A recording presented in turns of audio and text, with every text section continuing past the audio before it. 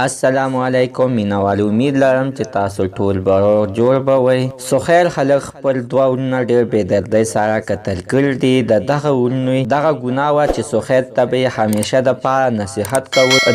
دغه غلطي وه د مشهورو ورونو چې سخیل دپاره به یې همیشه د ښه کار سوچ کولو او د بدو کار کې به چې سیکو نو ورته ګورېدل به او ورته به یې ویلې چې سخیله ورجانه دا کار ستا غلط دی، دا کار مه کوه. د دکې دپاره دا سخیل خلک خپل دوه ورونه قتل کړل. نو د نور ټول معلومات زه تاسو ته په دې ویډیو کې کوم. زموږ دا ویډیو د سره تر اخره پورې وګورئ چې تاسو ته پوره معلومات در ورسېږي. د دې معلومات نه مخکې زه تاسو ته دا یادګي نه وکړم، تاسو کو چېرې زموږ په دې سوپر کلیک چینل کې نوي وئ، چینل هم نوي سبسکرایب کړئ، مهرباني وکړئ تاسو زموږ د سوپر کلیک چینل د سره سبسکرایب کړئ. پاکې ورسره د ټلۍ نشان ووهئ چې ښایي یوه نوې معلوماتي ویډیو تاسو ته په اسانۍ باندې در ورسېږي. مینوالو، دا واقعه په مرامت خیلو د صدر طاهر سره خوا کې راغلې ده چې سخیل خلک خپل دوه سکه ورونه په دغه وجه باندې وژلي دي چې دغه دوه ورونو عبدالله او زیدالله به سخیل ته ویلې چې د چرګانو کار مه کوه او موږ ته په کور کې چرګان مه ساته